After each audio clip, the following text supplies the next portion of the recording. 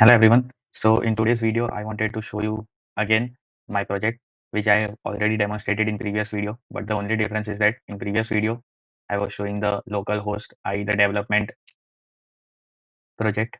But this is the hosted project. I hosted the project using render, but more on that later. So here you can see each and every functionality is working. So yeah, again on sign up, when I click on image, let's say I want to upload any random image. Let's say the logo of MongoDB. So here it is. So it is working. Contact us is also working. Each and everything is working. Also, our authentication is working, right? It is again prompting us to log in. So yeah, this is the hosted version. But I wanted to share the main issue that I was having was that whenever I am on some component, so I just wanted to show that what I'm doing is that I'm using the React Router DOM.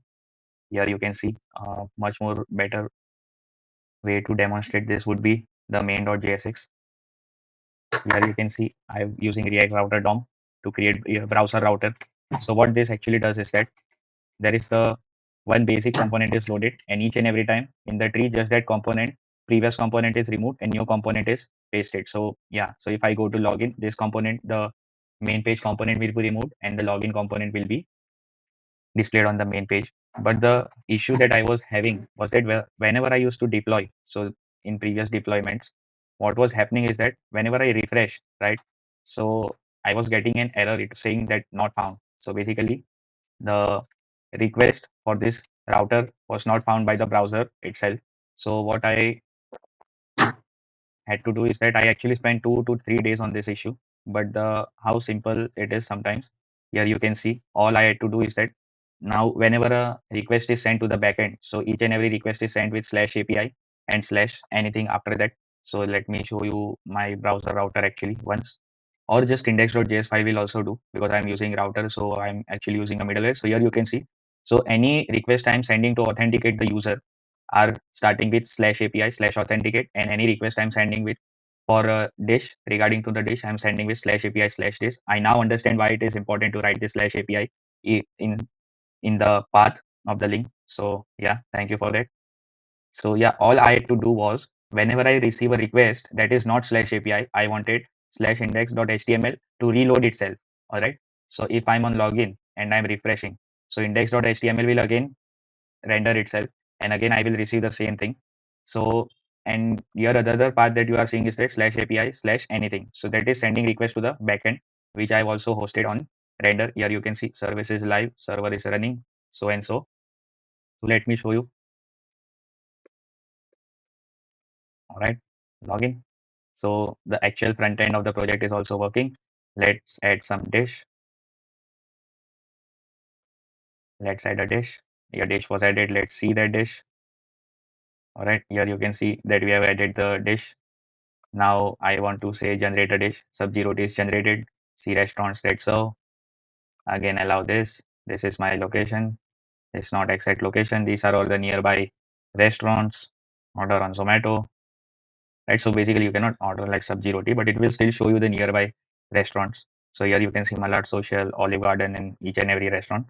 So yeah, that is not the point. So yeah, I wanted to say that just these 2 lines, to search for these 2 lines, it took me around 2.5 days. But it's not like 45, 48 hours. It took me, I was taking some breaks in between, but it did take me a lot of time to figure this out. But it was very simple, this process. I just have used some YouTube videos and I read some blogs, and then eventually I figured out the process. Also, one tip I wanted to share is that whenever you are uploading or trying to host your project, always do yourself a favor and always upload two separate folders or two separate repositories. That is one for the front end and one for the back end, right? So this is my front end. All right, it has all the components. This is my back end. It has all the MVCS structures. So yeah, this is one another tip that I wanted to share that I actually studied about from the coding community online. Yeah, it took me a lot of time, but this is like the first project that I've created on my own. Like this is my true original idea. Whenever my mom asks me that what should I make, yeah, I always get under so much of pressure that what should I tell her?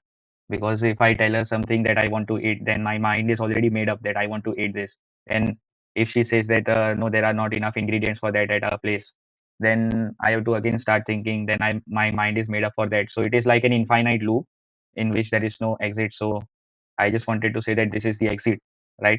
You don't have to think. You just feed in all the dishes that you eat, and whenever someone asks you that what you want to eat, you can just like generate a random dish from what you are eating. So if you don't eat non-veg, so you can add all the vegetarian dishes that you eat, and then you can just generate the dishes. Again, I'm clicking on this. Yeah, this generate dish, right? So sabji roti is generated, or you want something else, something else, something else. But they, let's say they don't say that they have the ingredients. Then for this, then again and again, until and unless the ingredients are there and the dish is also generated. So what is happening is that the thinking is shifting from you to the other person who is asking you the question. So your mind is free to wander off or do anything you want. And in the end, if you do not have ingredients for anything, you can just give your ingredients to this milk, cocoa, chocolate. Just ask. See, here you have all this. Ignore the styling. I'm still working on that, but the basic functionality is ready. So these are all the things that you can make with milk and chocolate. So yeah, this is your profile. From here, you can also delete your account, and then you will be logged out. So when we have clicked on delete, we can go to our users and we can actually see whether we have deleted the documents or not. I'm saying document because I'm using the Munstack project. Yeah. So yeah, yeah, you can see each and every dishes are also deleted and users are also deleted.